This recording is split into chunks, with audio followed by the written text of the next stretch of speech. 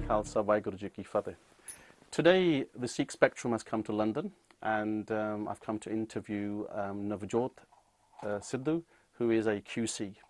We'll talk about what QC means and barrister's life and so on. But I do want to say that he is actually the only Sikh criminal lawyer in the UK. So, Navjot, Waheguru Ji Ka Khalsa. Waheguru Ji Ka Khalsa, Waheguru Ji Ki Fateh. Navjot, let's start with my opening question, which I ask most people when I interview them, is to give us a short profile about yourself.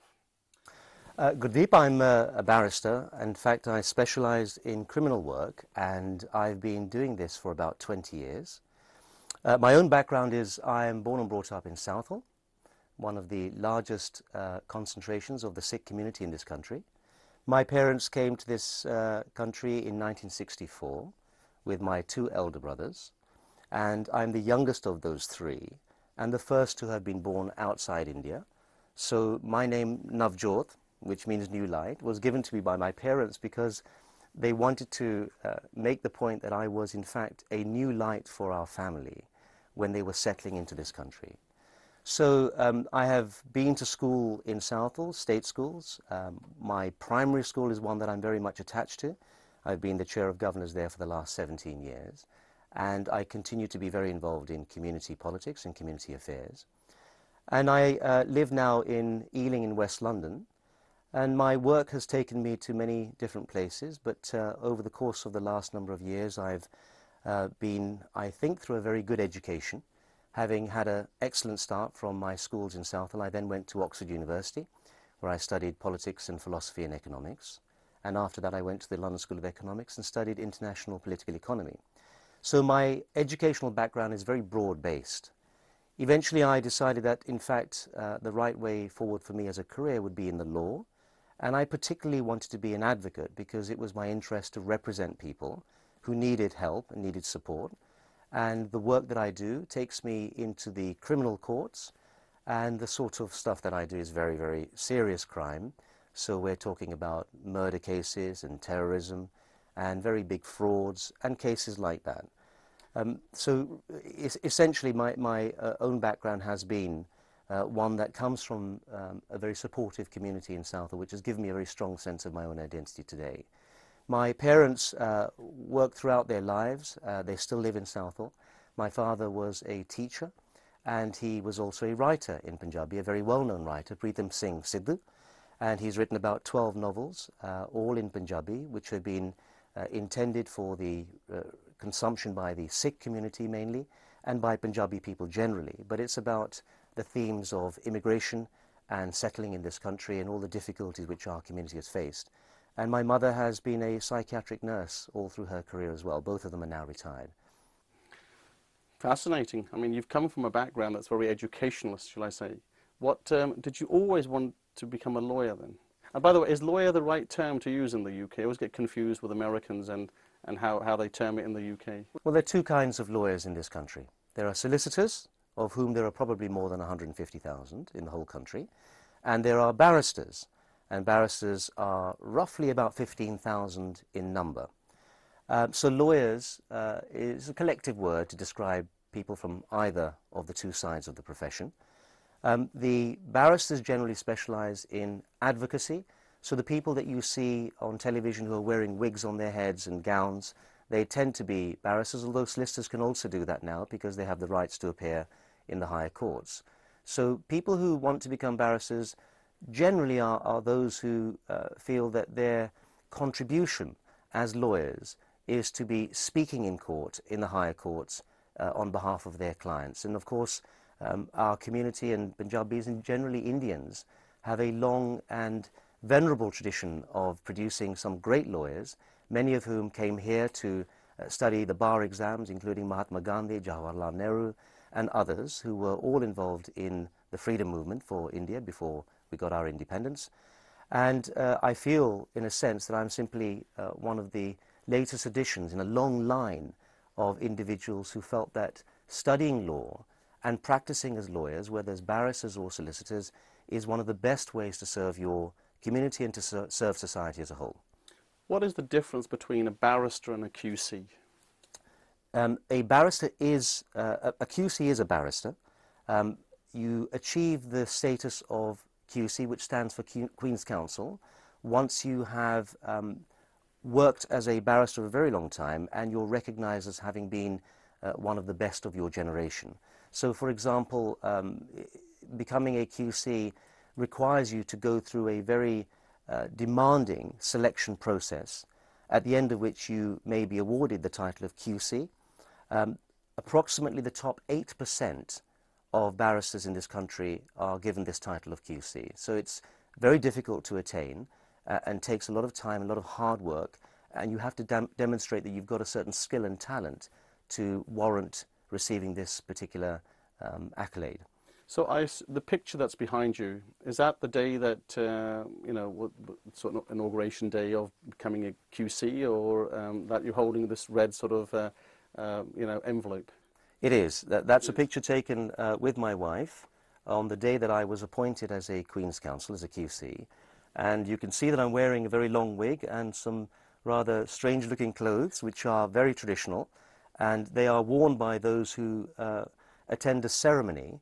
The ceremony takes place in the Palace of Westminster, and it also takes place in the Royal Courts of Justice.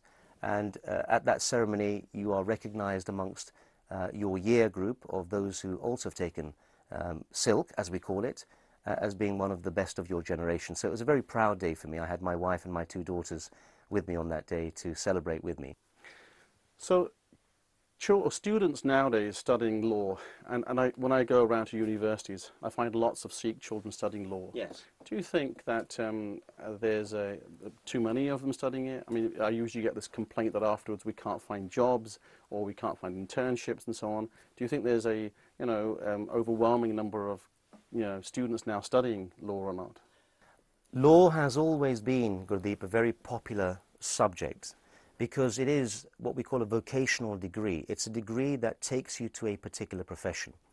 And amongst the Asian community in this country, there's always been an interest, of course, in their sons and daughters becoming part of the higher professions, whether they are in medicine or in law or in pharmacy or in any other profession which requires a very high skill level.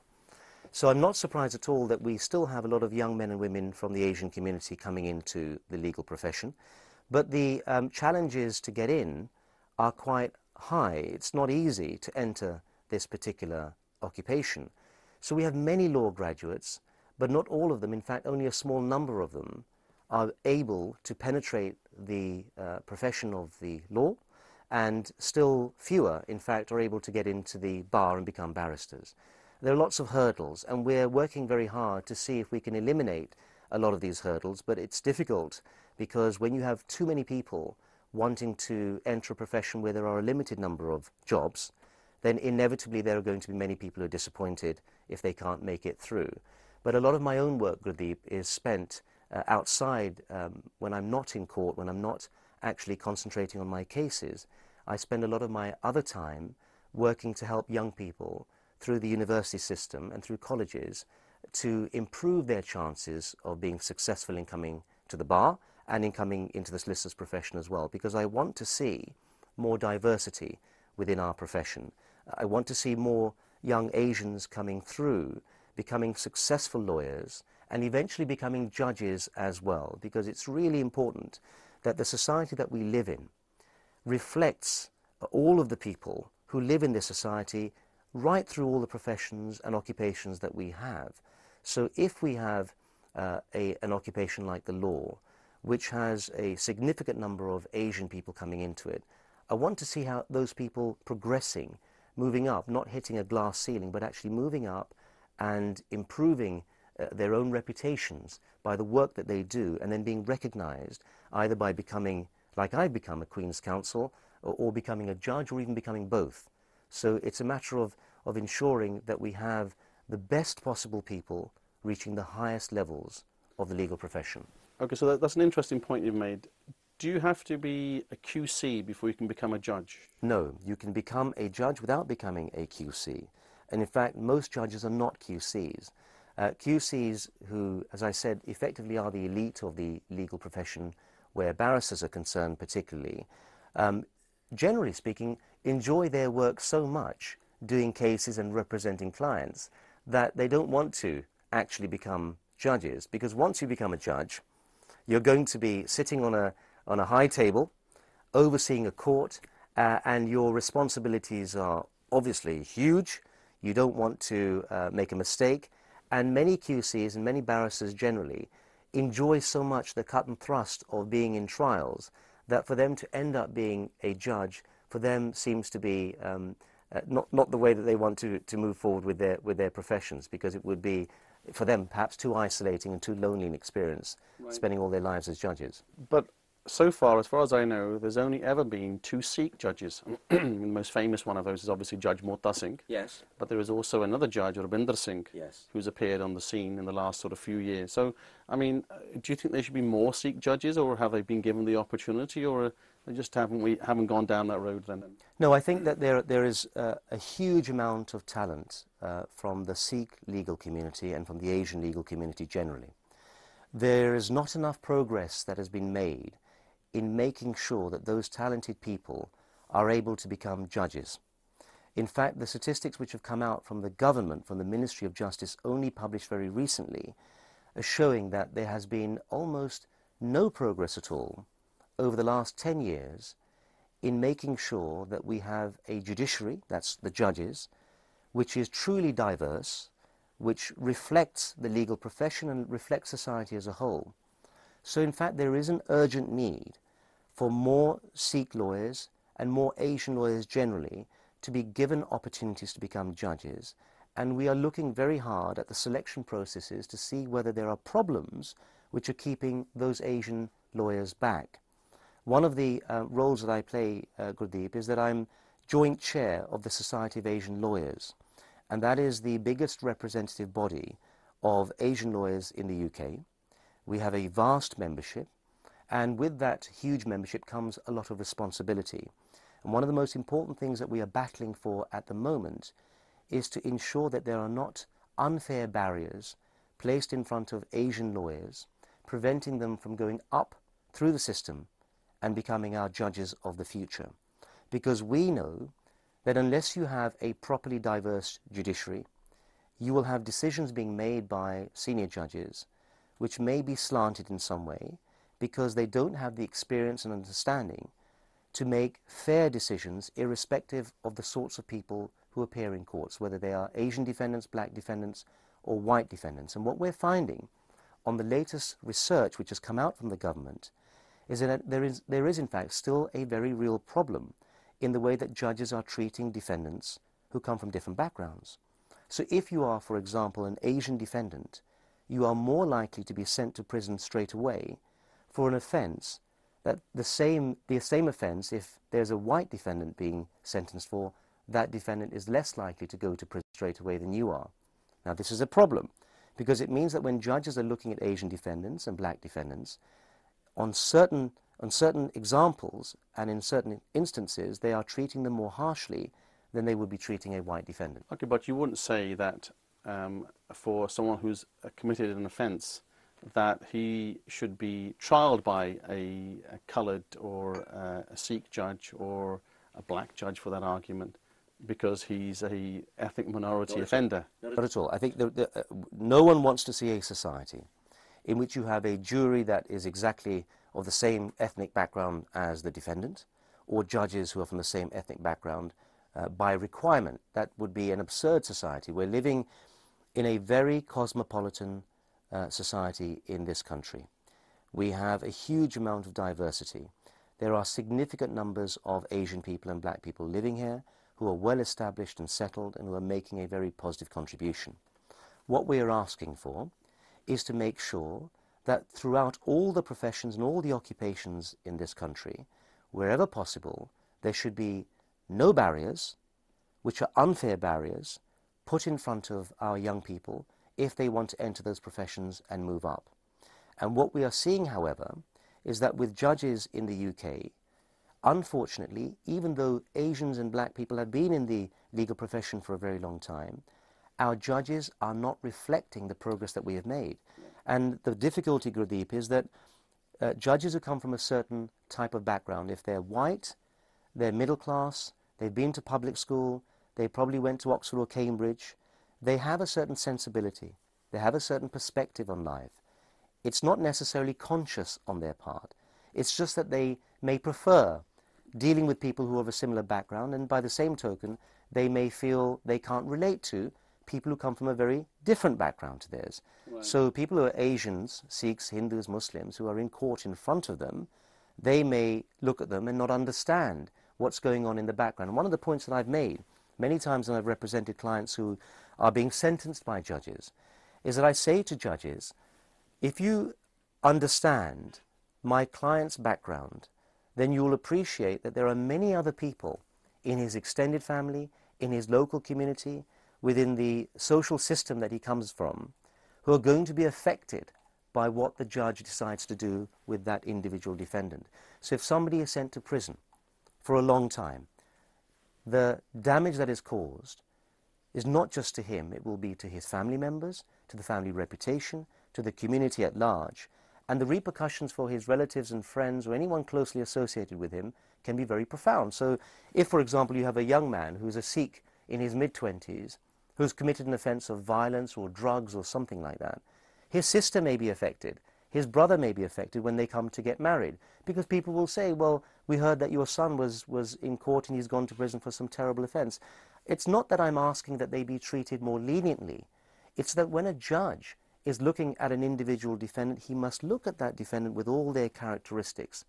And being colourblind in a way that makes a judge disregard factors that are important actually works against justice, not in favour of it. Okay, no, that's fine. I wanted to also ask about yourself in terms of your political career, because you did stand as the Labour councillor for many years, and then you also tried to stand for whatever the process is for electing a Labour candidate in the Ealing area. I wanted to ask you, is that a field you want to go into? And of course, how come you lost in that, or, race for becoming a candidate? Well, Gurdeep, I've always had a very sincere and serious interest in politics. My father and mother come from quite political families and were involved in the post-independence period. So I learned as a young boy the importance of politics in creating transformation in society. And the Sikh community in particular has always been interested in going into politics. We have many, many Sikh councillors all around the country, and we have some MPs as well who are from a Sikh background. My own interest really in politics came about from my upbringing in Southall. Southall, of course, went through many difficult changes over a number of decades. We had two riots, one in 1979 and one in 1981, when the National Front came to Southall to disrupt our community and to cause hostility and create friction, and we had to fight back. And I was a teenage boy during those years, so much of my thinking about politics has been fueled by the discrimination which, of course, the Sikh community, the Hindu community, the Muslim community has faced in this country at the hands of the right-wing politicians and racists who have made life extremely difficult. So I studied politics at university, at the University of Oxford. My interest has always been in making my own contribution to our community in politics if I can. I was a Labour councillor, elected in 1994, and I served for 4 years in Ealing Council, which is my local council. I also worked for Ealing Council as a researcher for a while in order to become more familiar with the way in which decisions are made by the bureaucracy. And in 2007, when sadly Pyara Singh Khabra died, there was a by-election which was arranged in Southall, and I stood in that selection process, and so did so many other people as well, but I was shortlisted down to the last two, and I lost against Vrinder Sharma, who's the current MP, by only 190 votes. It was my genuine passion, if I could, to represent my own community where I was born and brought up. I genuinely felt that it was time for a younger person to come forward who could act as a bridge between the younger Asian community and the older Asian community, somebody who understood the picture from both sides, who could go into Parliament and argue the case for our rights and our entitlements and to protect our communities from arbitrary treatment by central government. And Let me stop you there. Yes. So will you stand again then or not? Gurdeep, if I'm given an opportunity to serve in Parliament as a Member of Parliament, I would, of course, love to do that. Right. For me, representing people as a councillor over several years, representing thousands of clients that I've been looking after for the last 20 years, has given me a sense of responsibility to the community. It seems that if we don't encourage younger Asian people into the highest level of political representation, then we are doing a great disservice to our community, because these younger people understand the system. They've been educated in the system. They know how to navigate their way so as to ensure that our communities are protected and that we get the resources, which is really crucial, that will make life better for all sections of our community, young and old. And it's an important lesson which I'm not sure has been learned yet adequately well, that if the older members of the Sikh community and the Asian community generally do not start encouraging youngsters to take up these positions of responsibility, then I'm afraid in the long term our community will suffer overall. And encouraging doesn't just mean saying to young people, join a political party and get involved. It means actually moving aside. Because when you're talking about power, when you're talking about responsibility, it is crucial that older Asian people who have given a great service to their community know when the time has come to step aside and create those vacancies so that younger people can come through. Navjot, I think sometimes what happens is we have the same issue in the Gurdwaras. There was a time when you need to move on and maybe support the youngsters coming in. So that's the analogy that I can do, where up and down the country I've seen numerous Gurdwaras where the elders just don't want to move and they won't allow the youngsters that chance. Yeah, they would think it would be in their advantage if they did that. And that's one thing that I've picked up. But I know I'm running out of time, and I do want to ask you two more questions. One is a general question, rather than being so sort of serious, is about your interests or your hobbies. I mean, your busy schedule, and we've met a few times now, and I think that you're always running around doing this work, you know, on the barrister side. What is it that you do to relax? Relaxation for me is not easy to find, because the work that I do, in fact, I enjoy so much. In some senses, my work is my relaxation.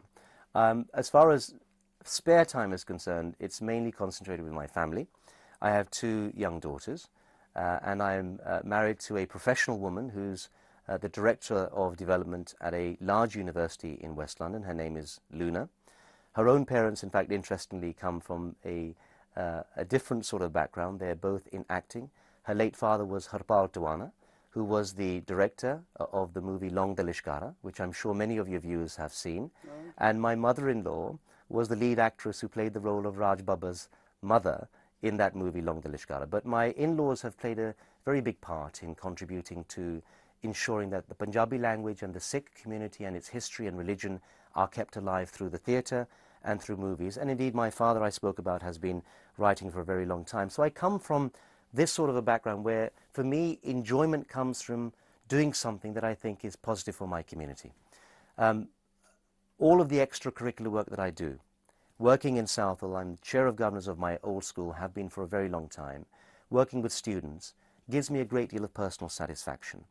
For me, the concept of serving the community is actually what is the essence of being a good Sikh.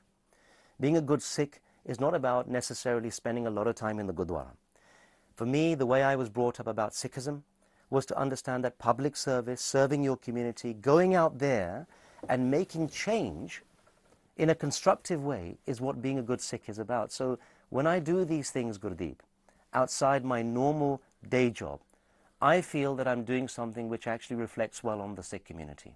And if there are more people like me, and there are so many of us who are doing these things, who come to public attention, what they do by making their positive contribution is that they are a great advertisement for the Sikh community.